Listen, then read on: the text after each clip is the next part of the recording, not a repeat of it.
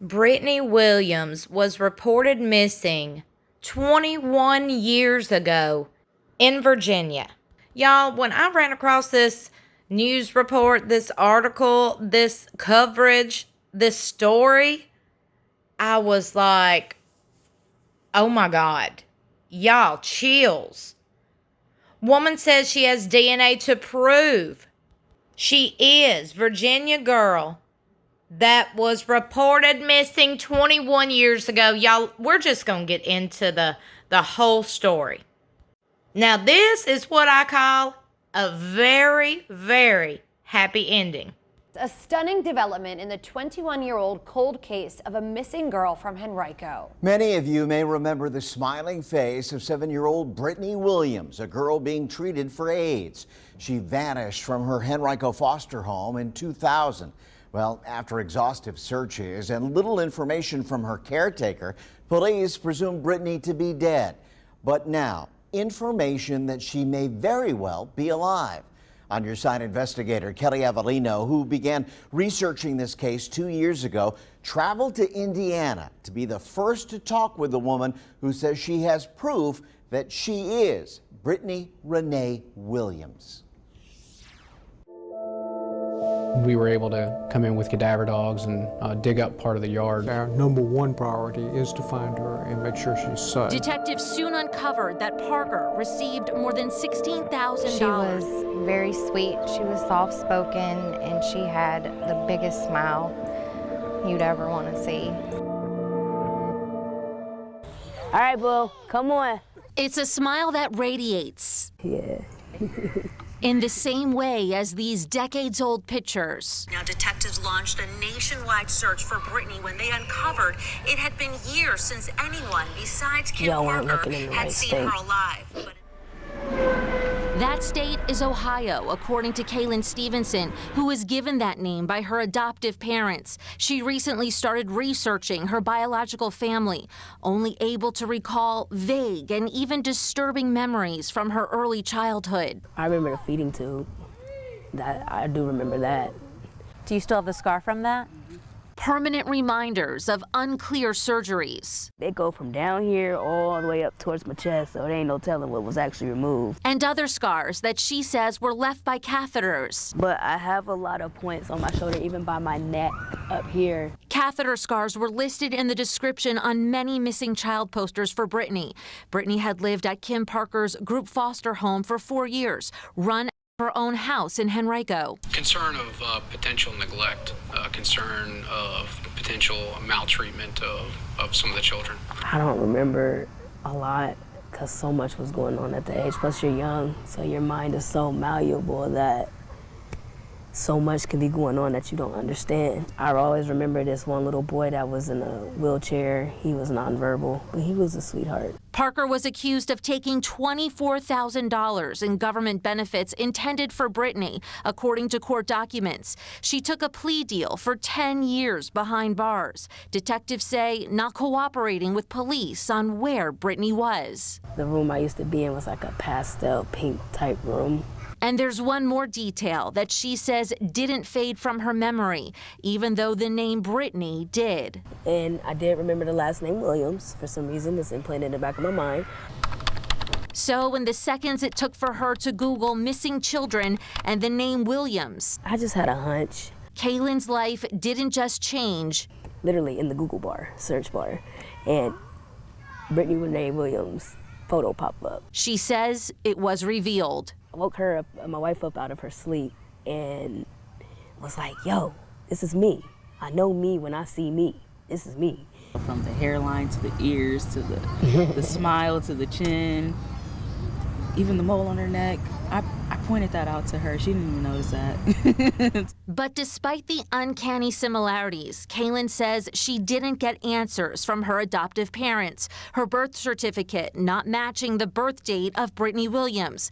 Multiple sources tell me Henrico police and FBI agents are testing Kaylin's DNA with the only other daughter of Rosemary Thompson, Brittany's biological mother, who was also from Henrico. Rosemary was diagnosed with AIDS while pregnant with Brittany.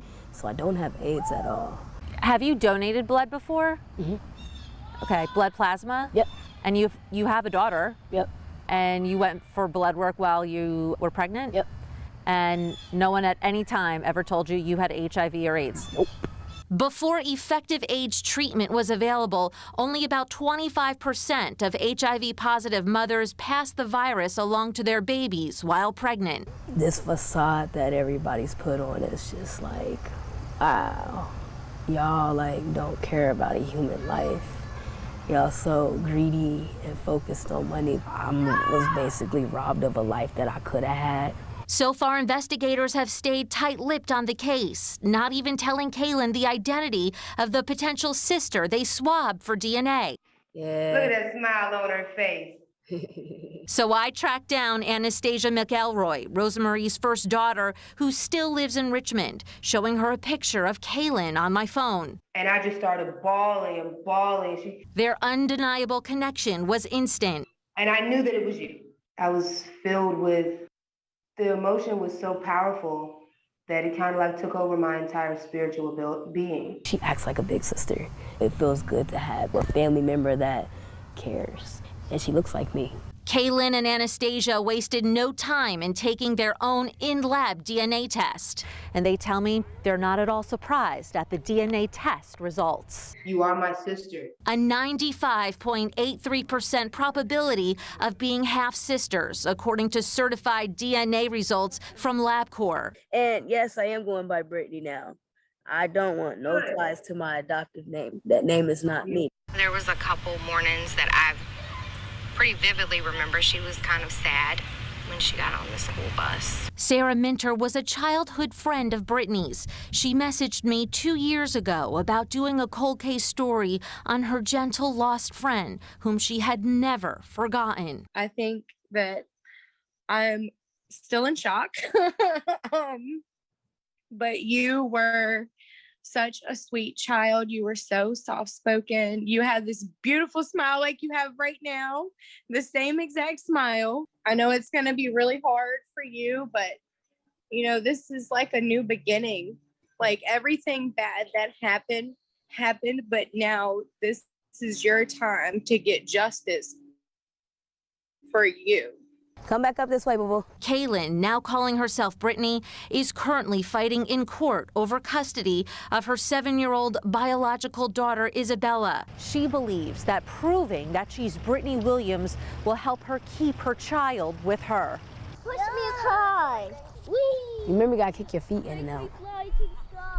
When you look at the missing person flyer and you see your face on it, what do you think about that little girl? That little girl went through a lot, but she survived, and everybody thought otherwise. But she's still here. She is me, and I am her.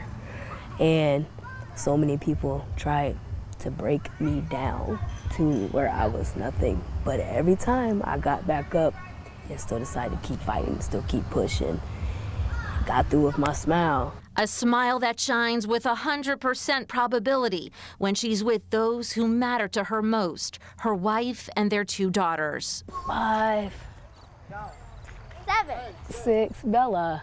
Henrico police continue to investigate while working with the FBI. Sources tell me both agencies are awaiting their own DNA results. Blood does not lie, and a DNA test does not lie at all.